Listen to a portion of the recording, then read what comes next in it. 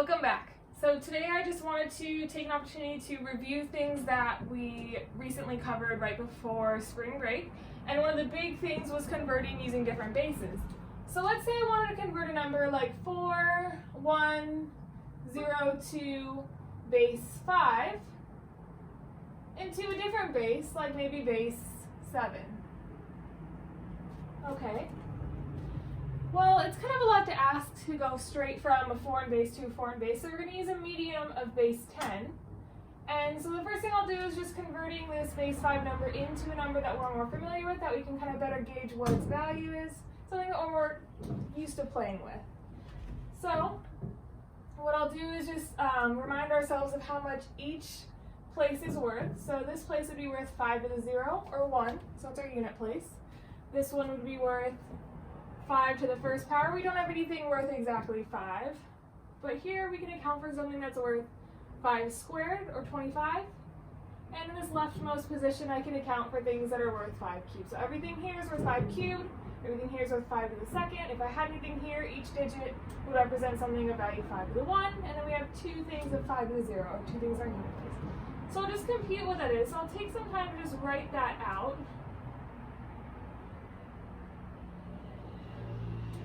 Plus 1 group of 5 squared, plus, well, I don't have any groups of 5 to the first, and then I have those 2 groups of 5 to the 0, or 1. And then I'll take another step to write how much each thing was worth. So 4 groups of 125, 1 group of 25, no groups of 5, and 2 groups of 1. All right? 4 groups of 25. 4 times 125. 4 times 125 is 500 plus 25 plus 0 plus 2, which is 525, 527. So 527, which makes sense. I would need a lot more space to write something in base 5 as something in base 10. And then when I computed in base 7, it should be a number that looks a little less than like 4102. And it should look a little more than 527. And if you don't understand the more or less, it's not a huge deal. It's like a conceptual thing that if each place is only worth 5, it's going to take a lot more work to display a certain quantity, versus when each place is worth a whole heavy 10 as I move forward, 10 groups of 10, then I don't need as many digits to represent the same quantity. All right, so I've established that it's worth 527 in base 10, so I can go ahead and move on. So I'm going to remember 527 base 10.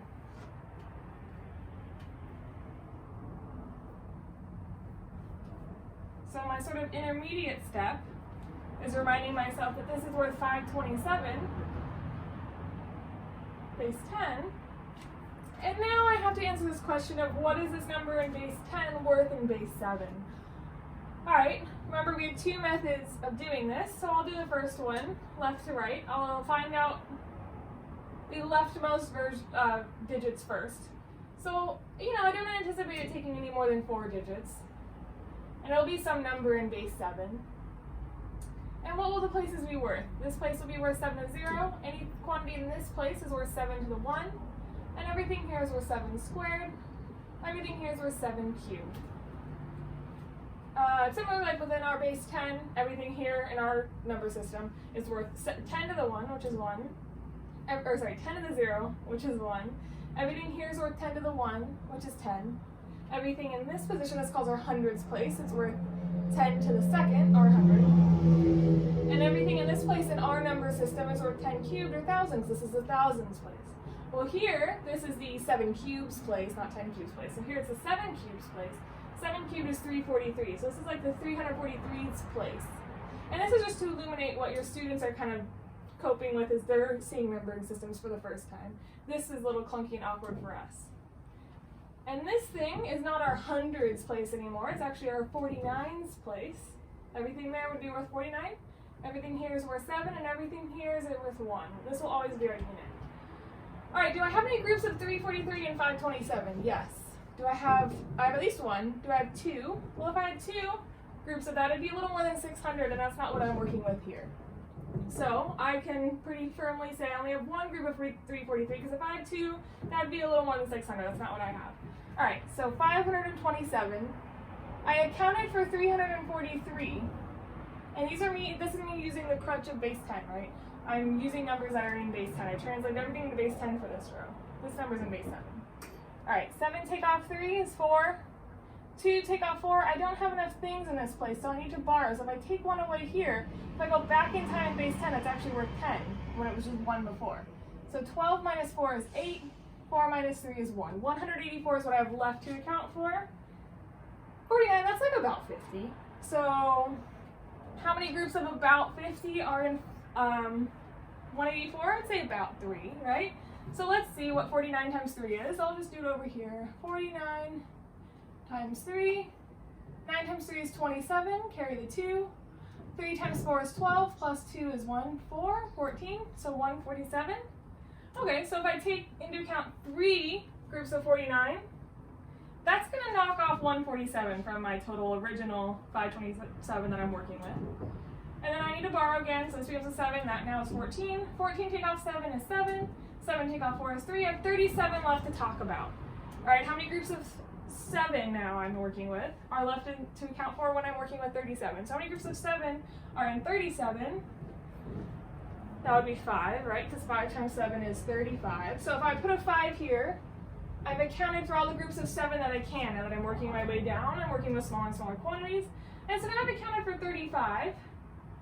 And what's left for me to talk about is just 2. I've taken care of every other piece of the 527. I've slowly knocked off and accounted for different amounts of it. And now I just have 2 left, so I'll put that in the ones place. So 1352 base 7 is the same as the original 527 base 10, which if you remember is the original 4102 base 5.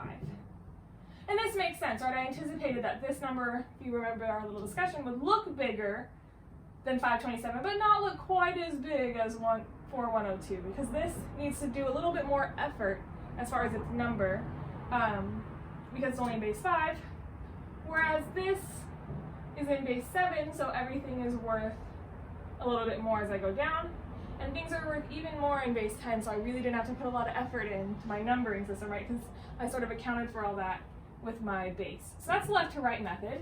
I can confidently say the answer is 1352. Okay, let's try the right to left. So in that one I was identifying the leftmost digit first, right? I found that 1 first and I worked my way down to the right. Now when we do the right to left, it's going to remind us a little bit more of the dot and box method that we worked with, finding groups of this and scooting it over and then reevaluating that, how many groups of that size are in there, and move it over. It's going to have that same sort of style. So I'm working with 527. If I had 527 beans just in a square, I would need to find groups of 7. And I would have to move them one place over. That's a lot of work, so I'm just going to take some side space, erase my old scratch work, and I'll write, all right, 527, how many groups of 7 are in there? How many groups of 7 are in 52? Well, 7 times 7 is 49, that's pretty close. And then I have the 3, and then I take down the 7, 37. How many groups of 7 are in 37? I've seen that before, but how many groups of 7 are in 37? That's 5. And then that accounts for 35. I have a remainder 2. I can't talk about how many groups of 7 are in 2. So a way to write this statement in this form would be 527 is the same as 7 times 75 plus 2. And what I'm saying in the dot and box method is that how many groups of 7 can I identify? 75. That would take a long time if we actually had beans. But luckily, we just have whiteboard, right? So I don't actually have to draw 75 dots. I just know that there are 75 of them. If I was to identify groups of 7 and move them over, I'd get 75 groups of 7. And then I have a little 2 left over behind that would stay in that rightmost box. All right, so now I have 75 beans in that next column. And now I'm going to try to identify more groups of 7. I'm going to take the next group of 7 over. So how many groups of 7 are in 75? I can pretty confidently say 10, because 11 would be 77. So that accounts for 70. I'm talking about 75, so I have a remainder of 5. And now I bring the 10 down. And how many groups of 7 are in 10? Just 1. And I have a remainder of 3. And I'm going to take this group of 1 over, and then how many 7s can I identify here? Well, none. I'm done playing that game of grouping 7s. And then I just have the 1 that gets left behind, of course. And then now I see the 1, 3, 5, 2, but I've just done it right to left because I identified the rightmost position first, and then I worked my way up by grouping groups of 7 and moving them to the left, if you were to think of it visually. Alright, so that's a review of converting different bases. You can play this game with lots of different numbers. We're going to stick to using bases between 0 and 10, or sorry, 1 and 2 and 10, 2 and 10. And that might be coming up as we explore different aspects of numbers, so how to add them, how to subtract them, multiply them, and we will use this to sort of get a different perspective on these structures and understand what it means to multiply, what it means to add, and we can kind of more critically analyze what's going on if we're doing it in this awkward, unfamiliar form. But as far as converting between numbers of this form, this is how you would do so. Okay, thank you.